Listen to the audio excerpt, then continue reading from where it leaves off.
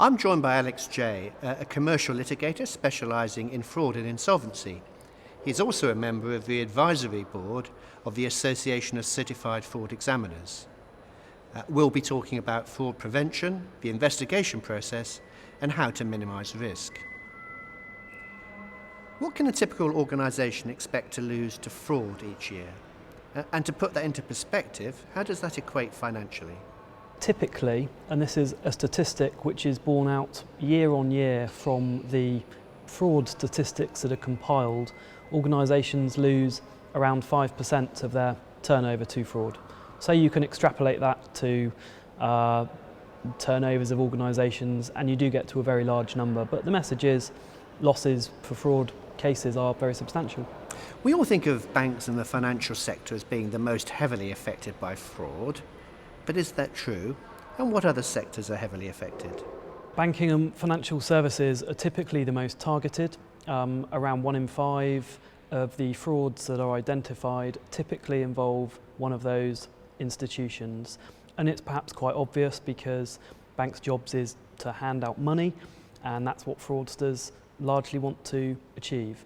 But of course, you have government being targeted very frequently, you have healthcare targeted frequently, manufacturing gets targeted an awful lot as well, particularly in the counterfeit space.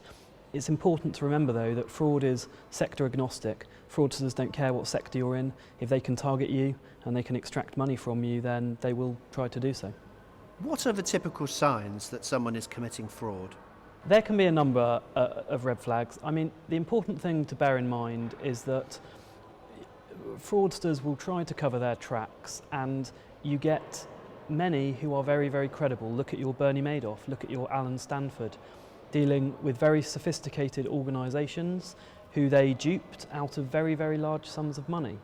There are some common red flags you can pick up, things like people who are very possessive about the issues they're dealing with. They don't want to give up control. People who have unnaturally aggressive tendencies in the workplace. And also structures of deals. If they come with an unduly complex business structure or the assets you're dealing with are very opaque, these can all be signs of fraud. It's not to say that if any one of them is present, there is a fraud being committed, but it's an indication that you might want to do some further investigation. We know that prevention is better than detection, so are there some simple steps we can do to avoid being caught by fraud?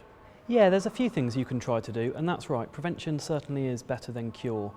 One of the things that companies can try to do to stop fraud happening in the first place is to increase what's known as the perception that if a fraud is carried out, the company will investigate it and will detect it. There's been a lot of research done in this area, and that is the single thing. If you can increase the idea in the would-be fraudster's mind that if they carry out what they're planning to do, it will be detected, you're more likely to stop them doing it in the first place. You see this happening in the real world as well. On the tubes and the buses, you see advertising space saying, spotting a ticket inspector is easy, they look just like you. That is just increasing the idea in the minds of the public that if you don't have a ticket, you'll get caught. What key steps do you have to take when conducting a fraud investigation? The early stages of a fraud investigation are critical. You're dealing with people who are looking generally to cover their tracks, to disappear into the night with assets, and if they are aware you're investigating them, they're more likely to cover their tracks or hide assets. So you need to be very careful in the early stages of an investigation not to tip people off. That's key.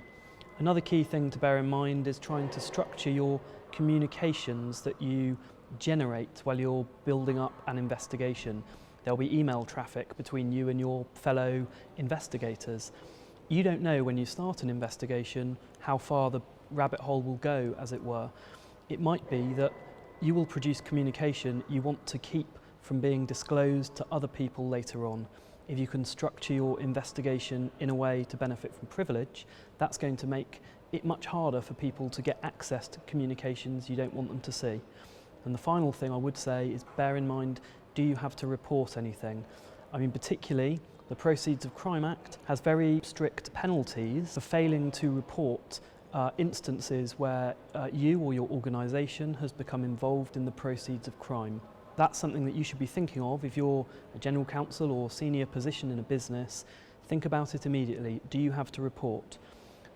The risk of it coming back and there being a criminal investigation may be, in your view, quite low, but the penalties, if you get it wrong, are very severe. 14 years in jail, for example, being the most severe. What legal remedies are available if fraud is discovered in your organisation? There's a number of remedies available to you. You could report it to the police. That is, the police are there to serve a function. They can investigate crime and they might take steps to see whether they can make recoveries on your behalf. But they have a limited budget. They will not investigate every instance reported to them. You can, of course, take actions in the civil sphere. You can bring claims against people who have been party to the fraud in question. You can try to recover assets from them. And there's a number of causes of action you can pursue. Do bear in mind, particularly in a fraud investigation, you might want to put in place a measure to stop assets being dissipated while you complete your investigation. You can get freezing injunctions. They can be a very powerful remedy, and they mean that when your investigation is complete, there will be something there at the end of the day for you to enforce against. They can be very useful. I always remind people to bear in mind the insolvency remedies that you can utilise as well. You can wind companies up, you can bankrupt individuals. Not only if you invoke an insolvency process, do you allow yourself to utilise the extensive powers that the insolvency legislation gives to investigate fraud, to gather evidence. It can also actually be, in some cases, a cheaper option because you can appoint an insolvency practitioner to do the investigation for you. How do you see fraud changing in the future? Fraud is here to stay and it's only going to increase. I, for my sins, attend a lot of fraud conferences, getting up to date on current thinking. And I was at a conference recently, and the clear message is the world we operate in is more complicated, the structures we use are complex, our IT systems are complex, and it's those areas that fraudsters target to try to extract money. The classic example that's given is you don't see people at the high street bank with a shotgun trying to ask for money out of the cash register because, frankly, you won't get very much money and you'll probably get caught. Your organised criminal is targeting corporate, commercial enterprises to try to extract money. As General Counsel, what key points should I be taking to the board to minimise their exposure to fraud? There's two things really. In the first instance, you should be ensuring that your organisation has an appropriate anti-fraud policy, it has appropriate anti-fraud measures in place and internal controls. It is always worth reviewing those at least once yearly because by definition no set of internal controls is perfect, and as soon as you implement a system you can bet your bottom dollar that fraudsters will try to find a way around it. The other thing to bear in mind, of course, is your reporting obligations. If a fraud is discovered, what are you going to do about it? And the first thing you should be thinking about is, does it trigger an obligation to report? Do you have to report to the police, or do you have to report to your regulatory body, or possibly even your listing authority?